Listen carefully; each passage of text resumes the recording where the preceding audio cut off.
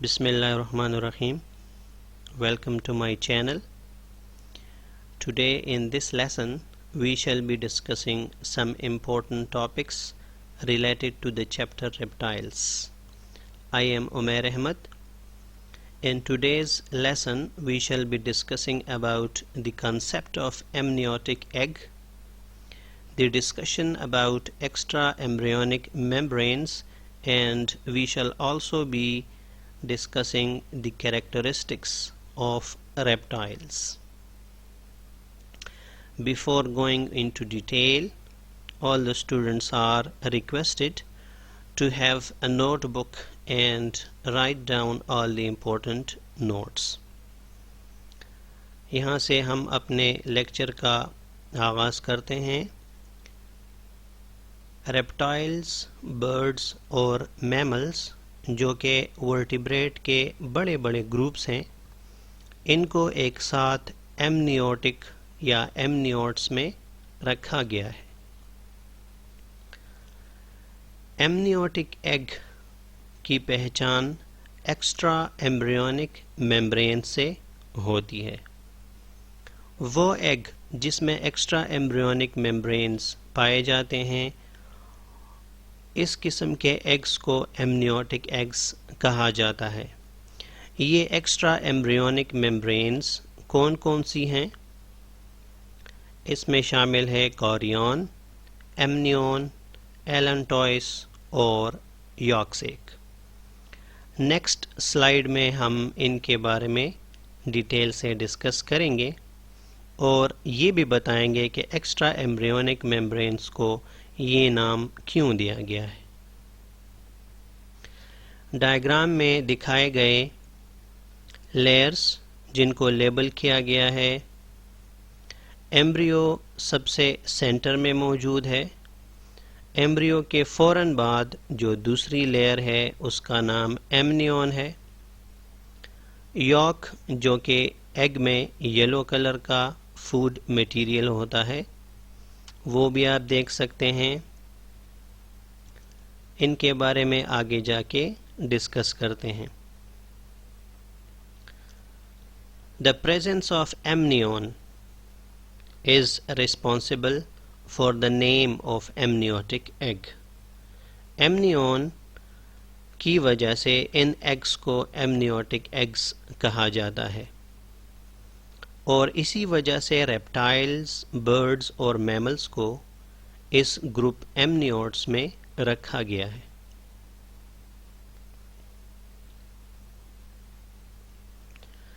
Extra embryonic کے نام سے ظاہر ہے کہ یہ میمبرینز چونکہ پراپر ایمبریو کا حصہ نہیں ہیں اور ایمبریو سے باہر ہیں، اس وجہ سے ان کا نام ایکسٹرا ایمبریونک میمبرین رکھا گیا ہے. یوک سیک جس میں یوک پریزنٹ ہوتا ہے، عام طور سے ہم اس کو انڈے کی زردی کہتے ہیں. یہ یوک اس ایمبریو کے لیے فوڈ پرووائڈ کرتا ہے جو ایگ کے اندر ڈیولپ ہو رہا ہے. ایمنیون فوراً ایمبریو کے باہر ایک پروٹیکٹیو لیئر ہے اور ایمنیون کے اندر ایک فلوئڈ ہوتا ہے جس میں ایمبریو تیرتا ہے. اس فلوئڈ کو ایمنیوٹک فلوئڈ کہا جاتا ہے. ایمنیون کا فنکشن ہے ٹو کوشن دا ایمبریو، یعنی کہ ایمبریو کو ہر طرف سے حفاظت دینا اور اس کو کسی بھی ڈیمیج سے بچانا. ایلنٹوئس ایک ایکسٹرا ایمبریونک میمبرین ہے جو کہ ویسٹ مٹیریل سٹور کرنے کے لیے موجود ہوتا ہے. اس کا ایک اور فنکشن یہ ہے کہ ایمبریو کو ریسپائریشن میں بھی ہیلپ کرتا ہے. آگے بڑھنے سے پہلے سارے پوائنٹس نوٹ ڈاؤن کر لیں اور پوائنٹس کو ذہن میں رکھ لیں. اب ہم اپنے نیکسٹ سلائیڈ کی طرف چلتے ہیں. the extra embryonic membranes. یہی ٹاپک کنٹینیو ہے. کاریون پچھلے سلائیڈ میں ایک نظر دیکھ لیتے ہیں. ساری لیئرز کے باہر ایک لیئر موجود ہوتی ہے جس کا نام کاریون ہے. یہاں سے ہی اس کا فنکشن پتہ چلتا ہے کہ کاریون باقی لیئرز کو پروٹیکشن دیتی ہے انکلوڈنگ دی ایمبریو. البیومن جس کو ایگ وائٹ بھی کہا جاتا ہے وہ ڈیولپنگ ایمبریو کے لیے یا ایمبریو جو بن رہی ہے اس کے لیے پروٹینز اور واٹر کا ایک بہت بڑا سورس ہوتا ہے.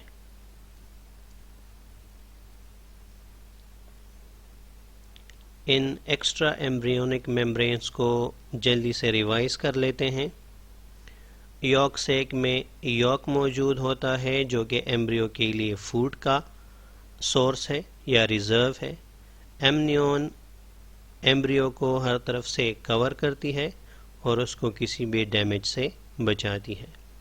ایلنٹوائس ایکسٹرا یا ویسٹ مٹیریل کو سٹور کرتا ہے اور اس کے ساتھ ساتھ گیشیس ایکسچینج میں بھی ہیلپ دیتا ہے. کاریون ساری ممبرینز کو کور کرتا ہے اور آخر میں البومن جس کو ایگ وائٹ بھی کہتے ہیں پروٹینز اور واٹر کا ایک بہت بڑا سورس ہے.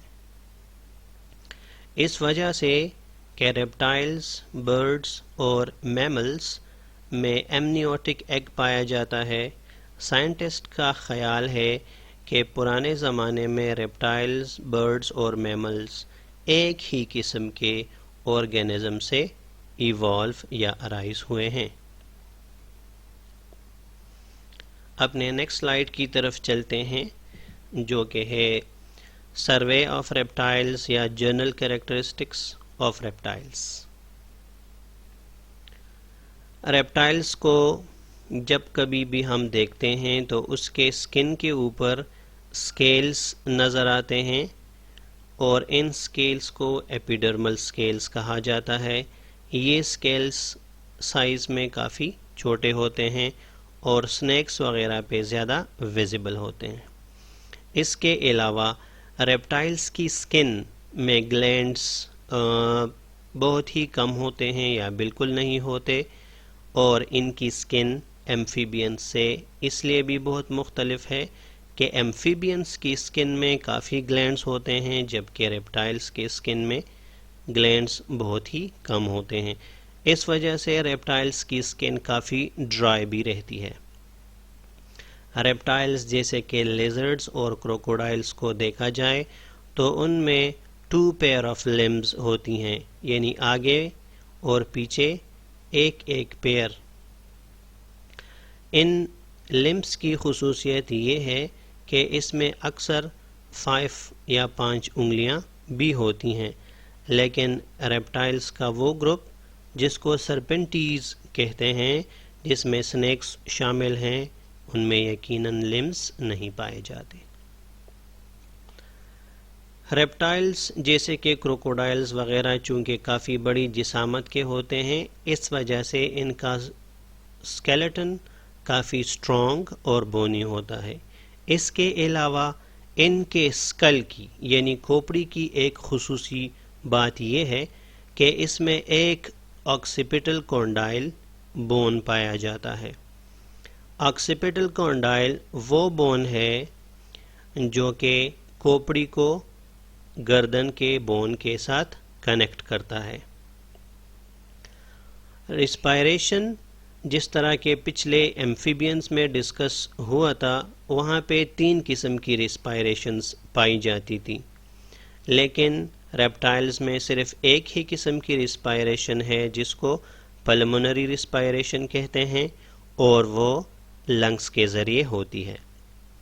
ہارٹ، ایمفیبین کے ہارٹ میں کافی سمپل سسٹم تھا، وہاں پہ ڈی آکسیجنیٹڈ اور آکسیجنیٹڈ بلڈ مکس ہو پاتا، لیکن یہاں ریپٹائلز میں ایک تو سائنس وینوسس کافی ریڈیوس ہو گیا ہے، دوسرا ریپٹائلز کے ہارٹ میں لیفٹ اور رائٹ آریکلز موجود ہوتے ہیں، جبکہ وینٹریکل 3 چیمبرز میں ڈیوائیڈ ہوتا ہے۔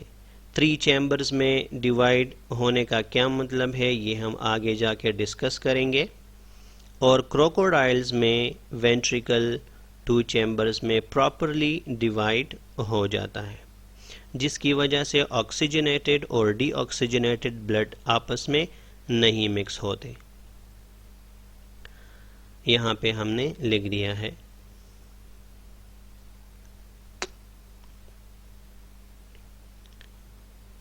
ریپٹائلز ایکٹوترمک ہیں۔ ایکٹوترمک وہ آرگینزمز ہوتے ہیں جن کا باڈی ٹیمپریچر انوائرمنٹ کے ساتھ ساتھ چینج ہوتا رہتا ہے۔ ویسٹ مٹیریل باڈی میں فوڈ کو پروسیسنگ کے دوران ویسٹ مٹیریل پیدا ہوتا ہے،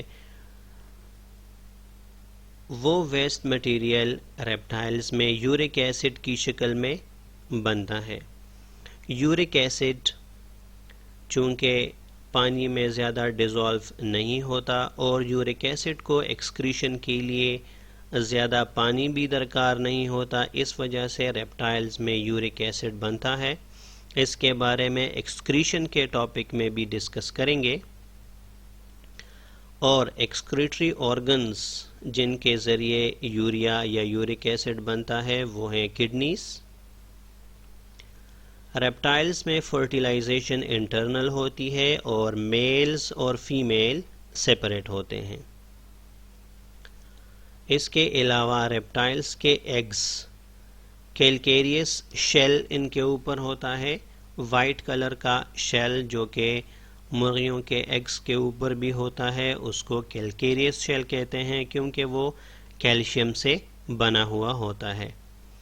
اور ریپٹائل کی ایک خصوصیت یہ ہے کہ ان میں کوئی لارول سٹیجز نہیں پائے جاتے جو کہ ایمفیبینز میں موجود تھے۔ ریپٹائل کی جنرل کریکٹرسٹکس کو جلدی سے دیکھ لیتے ہیں دوبارہ۔ ریپٹائلز کی سکن کے اوپر سکیلز ہوتے ہیں اور سکن کافی ڈرائی ہوتی ہے جس میں گلینڈز نہیں ہوتے۔ ریپٹائلز کی باڈی میں 2 پیئرز آف لمبز ہوتے ہیں۔ ریپٹائلز کے اسکیلیٹن بہت ہی اسٹرانگ اور بونی ہوتی ہے۔ اس کے اسکل میں صرف ایک آکسیپیٹل کونڈائل موجود ہوتا ہے۔ ریپٹائلز لنگز کے ذریعے سانس لیتے ہیں۔ ان کے ہارٹ میں 2 اوریکلز اور 2 وینٹریکلز پائے جاتے ہیں۔ ریپٹائلز ایکٹوترمک اینیملز ہیں۔ ان کی باڈی میں بننے والا ویسٹ کو یورک ایسڈ کہتے ہیں جس کے لیے پانی کی زیادہ ضرورت نہیں ہوتی۔ ریپٹائلز میں انٹرنل فرٹیلائزیشن ہوتی ہے۔ ان کے ایگز کے اوپر کیلشیم کا کور یا لیئر ہوتی ہے اور ان میں کسی قسم کے لارول سٹیجز نہیں پائے جاتے۔ اسی کے ساتھ ہی آج کے لیکچر کو کنکلوڈ کرتے ہیں۔ Thanks for watching.